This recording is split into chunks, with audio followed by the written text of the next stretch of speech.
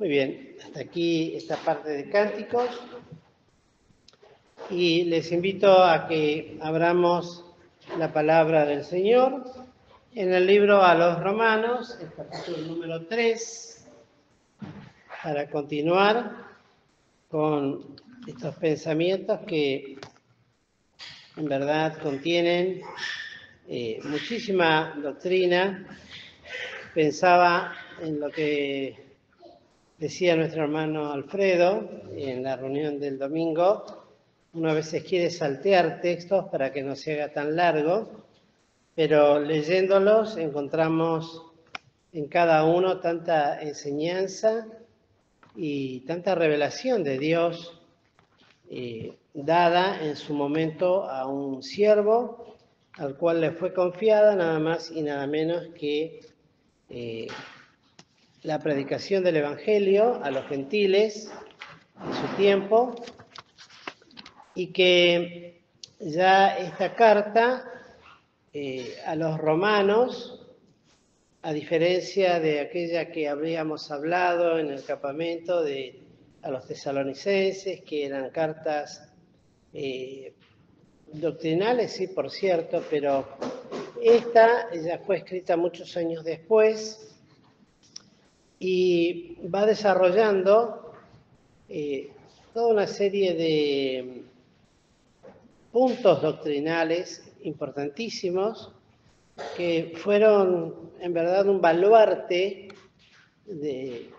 para contender eficazmente, especialmente cuando la Iglesia tuvo que luchar contra las apostasías de la Iglesia católica apostólica romana, y sirve aún para toda suerte de doctrina que se levanta contra lo que Dios revela y enseña con respecto a la condición humana, que el apóstol lo viene desarrollando, es lo que hemos visto hasta ahora, para que sea inexcusable, y luego cómo va desarrollando también otros aspectos que tienen que ver y van apareciendo de a poquito en este desarrollo puntos, temas, palabras claves que nos van enseñando cuál era el propósito de Dios al revelarle a este siervo. Él fue realmente el que Dios utilizó para la edificación de la iglesia, así como a otros, pero principalmente a este apóstol. Y dice en el versículo 19 del capítulo 3, porque habíamos llegado hasta el 18 en la última oportunidad: empero sabemos que todo lo que la ley dice, a los que están en la ley lo dice, para que toda boca se tape y que todo el mundo se sujete a Dios.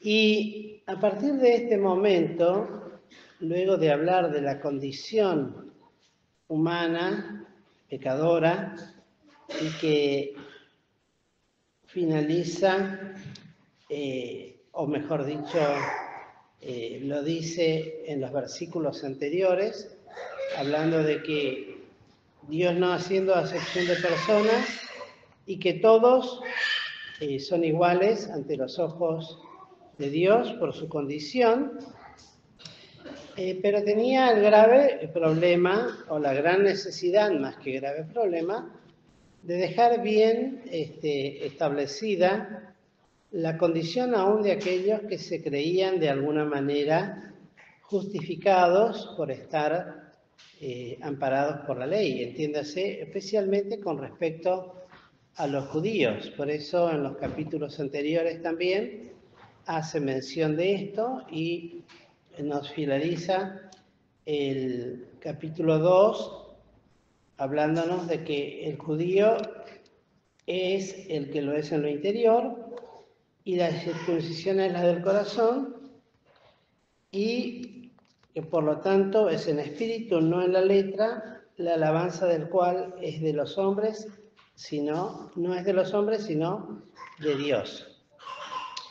Y acá entonces la pregunta que surgió inmediatamente leyendo esto, cuando dice, sabemos que todo lo que la ley dice, a los que están en la ley lo dice, y realmente es muy amplio, porque está hablando de todo lo que la ley dice, de todo lo que en la palabra de Dios se volcó para el conocimiento de un pueblo y para que este pueblo supiese conducirse. Y lo podemos leer en Romanos, el capítulo 2, el versículo 11, cuando dice, porque no hay acepción de personas para con Dios, porque todos los que sin ley pecaron, sin ley también perecerán. Y todos los que en la ley pecaron, por la ley serán juzgados. Y estos dos versículos entonces nos revelan esta realidad tan importante de todo lo que significa la ley. Por supuesto, nuestro propósito no es analizar la ley del Antiguo Pacto, ni mucho menos porque no abarcaríamos y particularmente no estoy en condiciones de hacer en este momento un desarrollo de la misma, ni es el propósito. Pero sí, como el apóstol lo tiene que traer esto para ir desarrollando. Cuando leía esto, entre uno de los tantos pensamientos e ideas, hay una declaración que Pedro hace cuando habla particularmente del Señor Jesucristo y cómo en las profecías se fue anunciando. Y hay una frase que en este caso también se puede aplicar a lo que el apóstol Pablo ha de desarrollar en esta carta doctrinal, fundamentalmente doctrinal, a los hermanos en Roma, cuando dice, como una antorcha que alumbra en lugar oscuro hasta que el día esclarezca.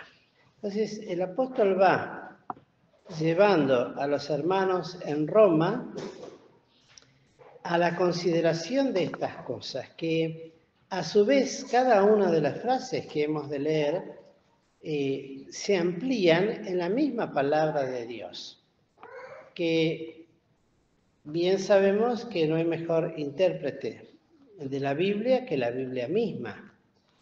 A muchas veces uno parafrasea cosas para abreviar o sintetizarla, pero también es interesante ver lo que la Biblia misma va enseñando y diciendo con respecto a estos temas que el apóstol Pablo volcó en esta escritura.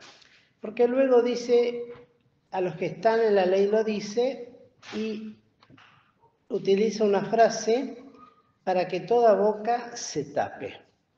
Es decir, hay un propósito de Dios de que lo que Él va diciendo y lo que va enseñando a los hombres para que vean su condición, tiene un propósito de que ese tapar la boca significa lo que nos dice, por ejemplo, en Romanos, en el versículo 1:20, de modo que son inexcusables todas las cosas que Dios hiciera en su momento para revelarse a la humanidad.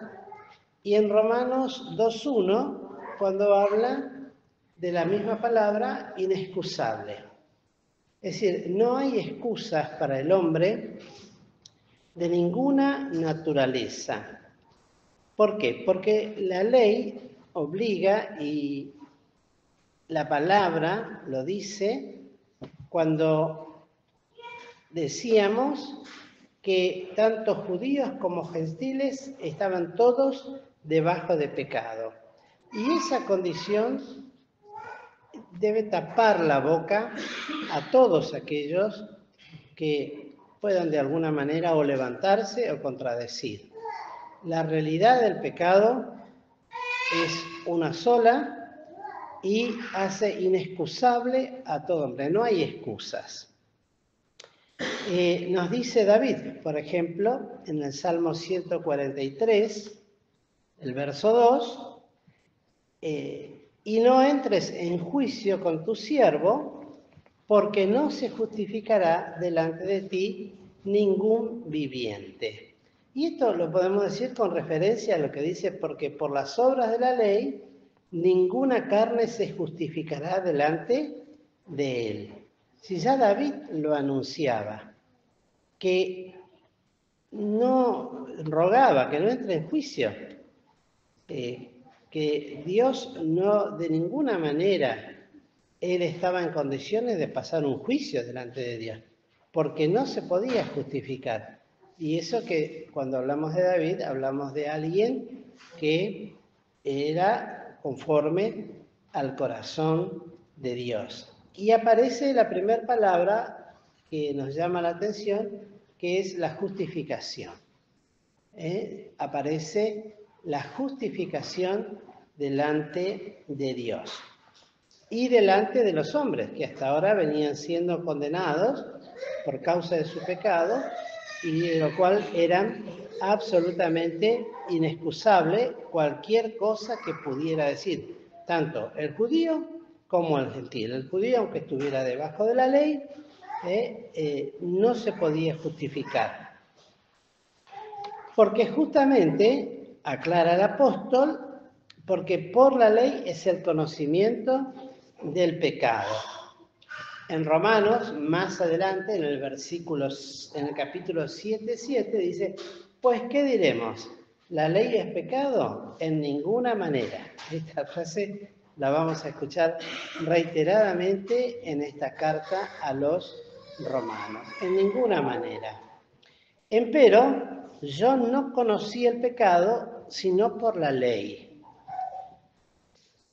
porque tampoco conociera la concupiscencia si la ley no dijera no codiciarás. Y está tomando una escritura de Éxodo, el capítulo 20, el versículo 17. O sea, la palabra misma que el apóstol va utilizando va revelando entonces esta realidad, que era necesaria la ley para el conocimiento del pecado y para que el hombre no tenga excusa de su condición. Al punto tal que aún, como dice en el capítulo 2, que porque los gentiles que no tienen ley, naturalmente haciendo lo que es de la ley, los tales, aunque no tengan ley, ellos son ley a sí mismos, mostrando la obra de la ley escrita en sus corazones, dando testimonio justamente a sus conciencias y acusándose y también excusándose sus pensamientos unos con otros. Este ya lo habíamos mencionado hace unos martes atrás y lo volvemos a reiterar, dando a entender que el conocimiento del pecado era importantísimo que el hombre lo supiera y por eso Dios estableció la ley, ya en sus corazones y luego en la ley escrita, cuando le fue dado a Moisés para que la registrara en la palabra de Dios. Ya antes de esto el hombre tenía conciencia del pecado. Un solo ejemplo nada más.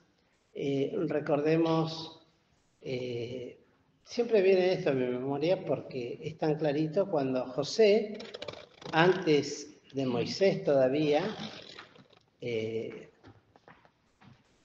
cuando es tentado, dice, ¿cómo pecaría de esta manera contra Dios y contra mi Señor? Él era consciente de que lo que podía llegar a realizar con la mujer de Potifar era un pecado. ¿Y de dónde sacó eso? Bueno, de la ley escrita en sus corazones y de una ley que estaba ya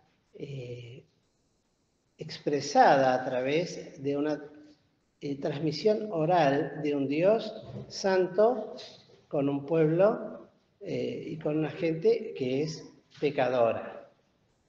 Y luego nos habla, diciendo de esta manera, por ejemplo en Gálatas, el capítulo 2, el verso 16, sabiendo que el hombre no es justificado por las obras de la ley, sino por la fe de Jesucristo. Y esto es interesante porque empieza a través de este pasaje, se produce ya la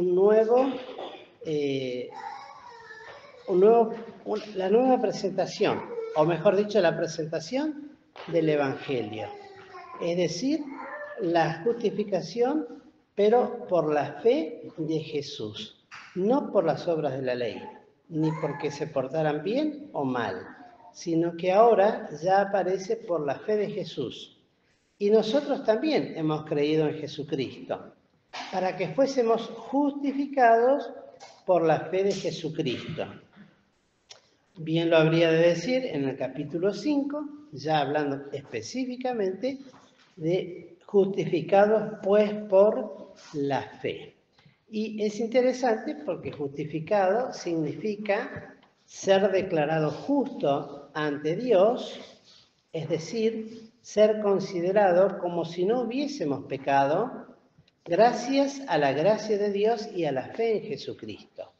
Qué notable, ¿no? Porque primero presenta claramente la condición del hombre, su destino y lo que es el hombre. Desde las cosas más graves, que lo va relatando en el capítulo 1, lo sigue diciendo en el 2, hablándole ya a la iglesia, y luego acá comienza entonces a presentar la justificación que es en Cristo Jesús. La bendición, y qué bendición grande, ¿no? De que el hombre pecador, que no tenía esperanza en sí mismo, ni por el cumplimiento de la ley.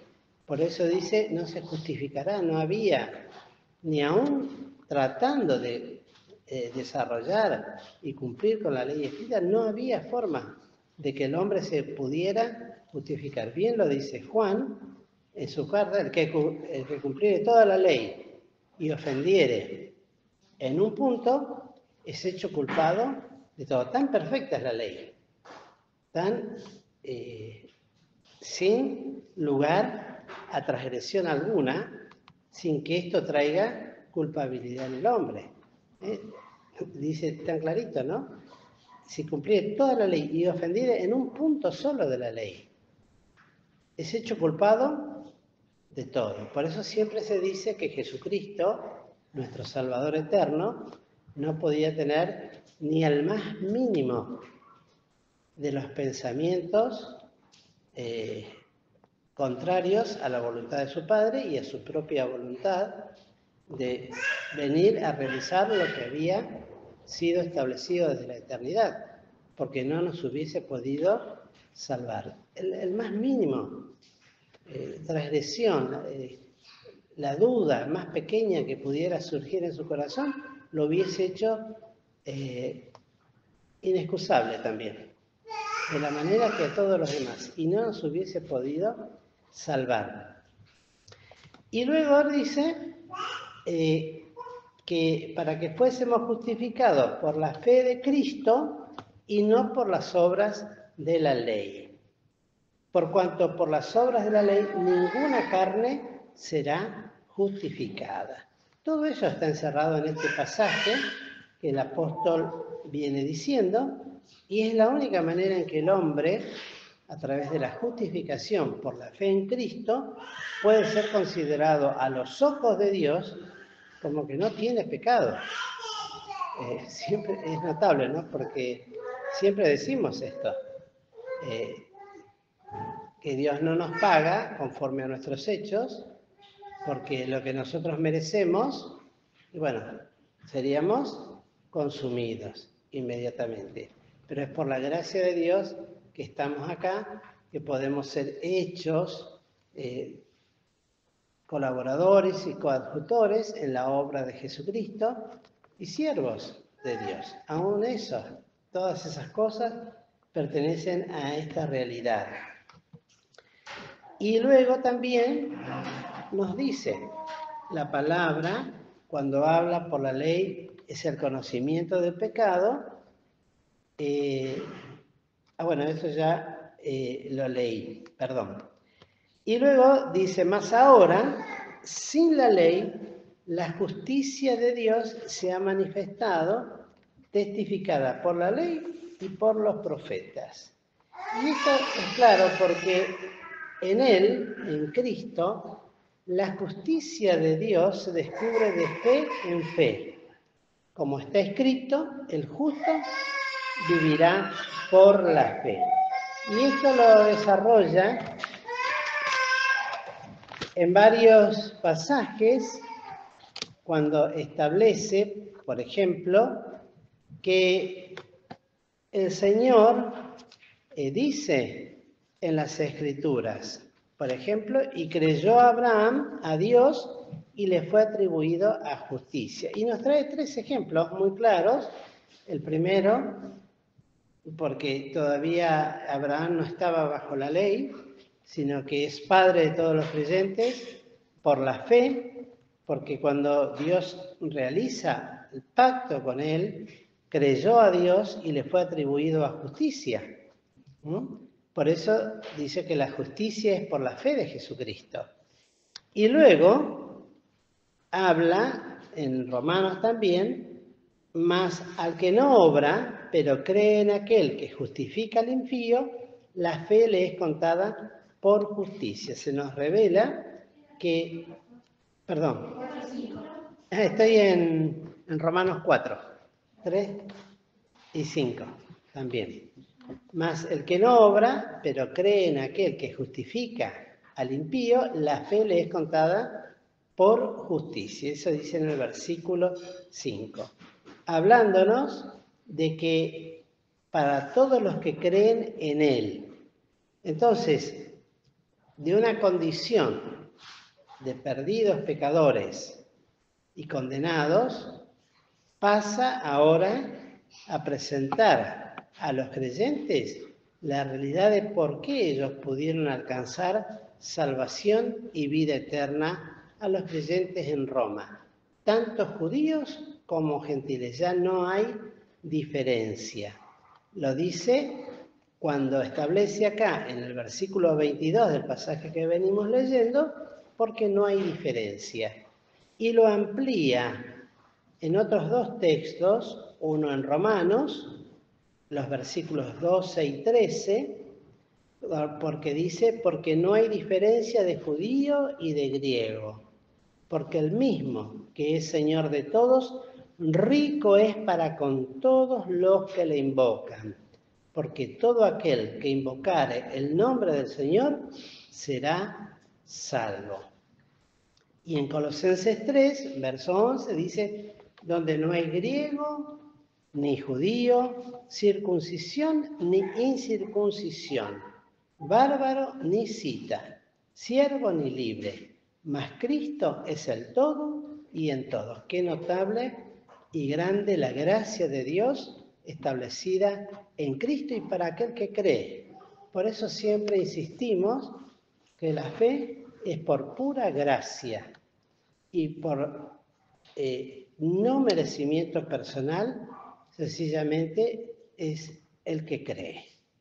De la manera en que Abraham creyó, así también nosotros.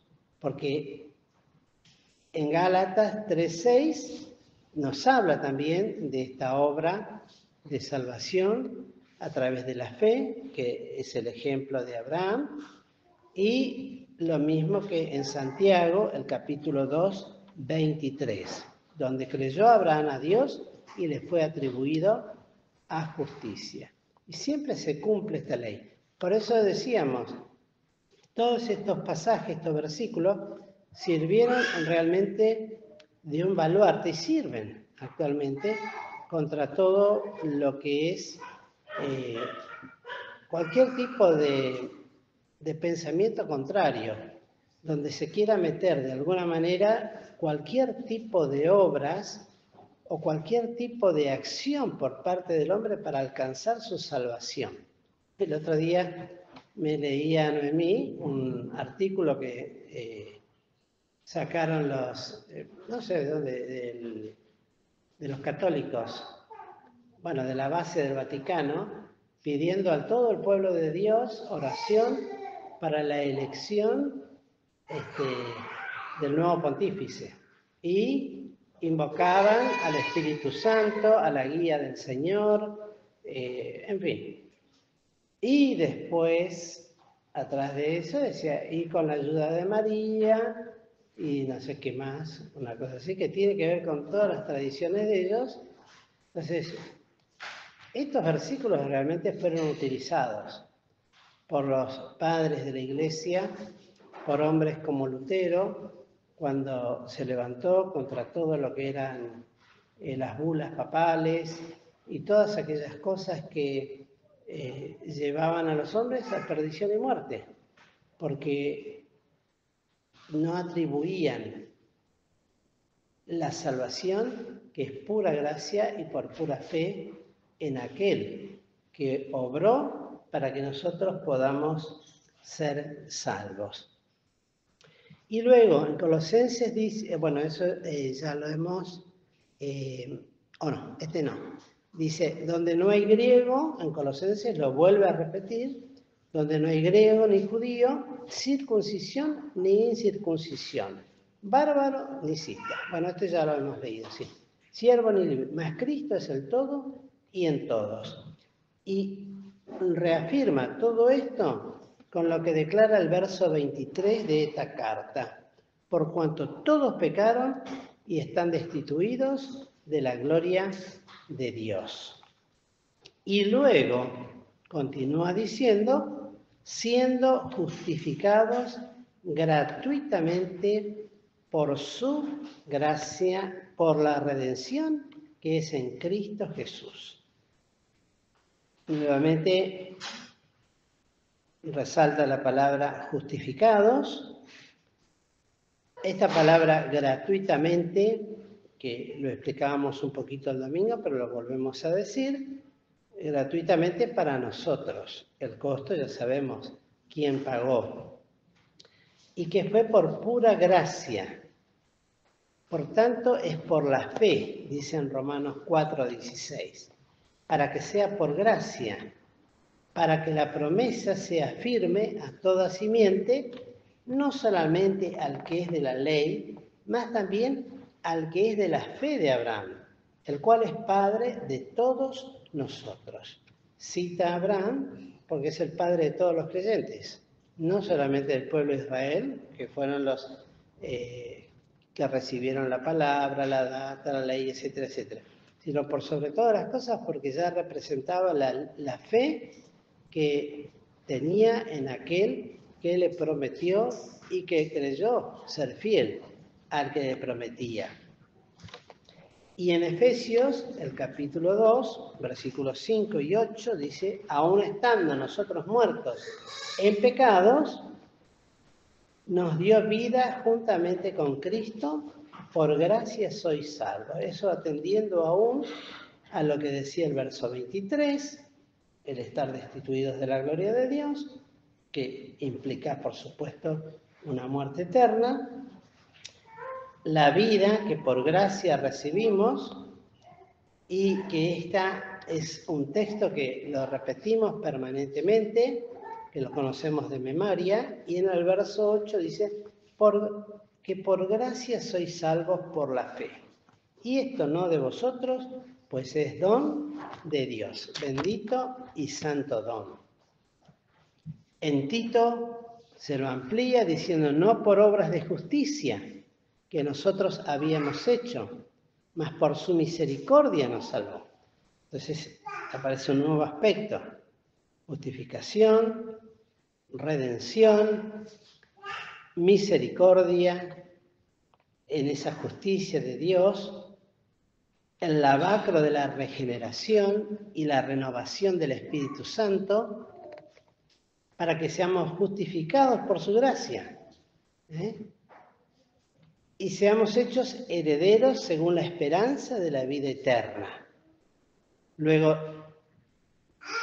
sigue ampliando todos estos conceptos, en el cual tenemos redención. Esta palabra que estudiamos el domingo pasado, hablando de qué manera nos redimió y el precio de lo que para nosotros es gratis, el costo de él, el precio de esa redención, de ese pago, fue su sangre. Efesios 1:7. Por su sangre. La remisión, que es distinto a redención. Suenan parecidos, pero son distintas. Porque remisión quiere decir sacar de un lado y poner sobre otro. Eso es remisión. Redención ya sabemos lo que es. Es pagar un precio para rescatar, para salvar. Y como decíamos también, y enseñamos, da idea de esa unión que se produce entre el que redime y el que es redimido. Y todo esto por las riquezas de su gracia. La amplitud de esa riqueza tan grande con la cual Él nos puede hacer salvos. En Colosenses dice, en el cual tenemos redención, Colosenses 1:14, por su sangre, la remisión de pecados. Vuelve a enseñar esto como en todas las iglesias. Y en Hebreos 9:12 dice, y no por sangre de machos cabríos, ni de becerros, mas por su propia sangre entró una sola vez en el santuario, habiendo obtenido eterna redención. ¡Qué maravilla todo esto! ¡Cuánta riqueza! Miren, yo siempre digo esto, ¿no? A veces con un texto ya alcanzaría para desarrollar una reunión. Bueno, esta vez el Señor, bueno, tiene sus formas, me guió a desarrollar esto comparando y a ver dónde nos llevaba un texto con otro texto. No buscar palabras ni estudios de nadie, sino sencillamente en la palabra de Dios cómo se amplía. Y cada uno de estos textos daría realmente para meditarlo, para profundizarlo, pero es maravilloso cómo el Señor, que es grande en misericordia y debe ser alabado siempre, a ese hombre pecador ahora le va mostrando el camino de su gracia, de la redención, cómo y por qué puede ser justificado un pecador que es inexcusable, inexcusable porque no hay nada que lo pueda justificar delante de Dios. Al contrario, te decía, es como el dicho ese, dice, mire, no aclares porque oscurece. Y si uno quisiera justificarse delante de Dios, tanto más oscurece su condición. Es por pura y sola gracia, por ese amor inmenso con que comprende todos estos hechos maravillosos, profundos, grandes, que son verdaderos baluartes de fe que deberían ser bien conocidos por todos nosotros para poder también contender eficazmente por esa fe una vez dada a los santos. Tener la plena convicción, la plena seguridad de qué manera y cómo el Señor obró nuestra salvación y nos salvó. Lo hizo porque es fiel a sus promesas. Y hasta aquí llegamos hoy. Pero lo importante es esto, cómo se va abriendo entonces esta enseñanza de la salvación, que hasta ahora no se había mencionado en los capítulos anteriores. Eso es lo importante que tengamos en cuenta. Este capítulo 3, en esta parte, bueno, abre una nueva puerta a la comprensión de la experiencia de los hermanos en Roma, que después serviría para todos los tiempos, porque se sigue utilizando y tiene otros aspectos que lo va ampliando, lo va confirmando con los creyentes, con el pueblo de Israel, con la vida victoriosa, con la cruz de Cristo, que es el centro de todo esto, y la obra del Señor con los salvados. Que el Señor nos bendiga, queridos hermanos, y que nos queden algo, por lo menos, de todo lo que decimos en cuanto a esta fe plena que tenemos que tener en aquel que cumplió todas estas cosas y las cumplirá. Y esto se repite cada vez que un alma, bueno, frente a la invitación del Evangelio de Jesucristo, todo esto se produce, ¿eh? Todo esto. Nosotros no somos conscientes de todo lo que se produce de Dios para con el alma y lo que se produce en el alma. Pero esto se repite. No es que fue en ese momento o que es una enseñanza teórica para que, bueno, se sepa nada más. No, esto es una realidad. Esto es una realidad. Así como dice más adelante, sí, en el sentido del Génesis, el alma que pecare, esta morirá. También se repite esto que después el apóstol lo irá desarrollando. La paga del pecado es muerte, más la dádiva de Dios es vida eterna en Cristo Jesús. A veces lo desarrolla de una manera difícil de entender, pero no por eso quiere decir que no se cumpla permanentemente. Esto es lo maravilloso. Esto es lo maravilloso. Por eso esto no pierde vigencia, ni debe perderla. ¿Perdón? Se renueva. Y la escritura no pierde vigencia. Lo hemos estudiado todo el año pasado, en todo lo que hace a la revelación de las escrituras, en todos sus aspectos, la iluminación, la inspiración, en fin, todos esos aspectos que tienen que ver con esto. Esto se sigue repitiendo exactamente en cada alma que convicta de pecado, se arrepiente, ve su necesidad y cree y clama. Lo hemos leído, no tenemos necesidad de volver a releerlo. Pero al que lo hace, Dios obra lo que prometió. Bueno, que el Señor nos bendiga, queridos hermanos.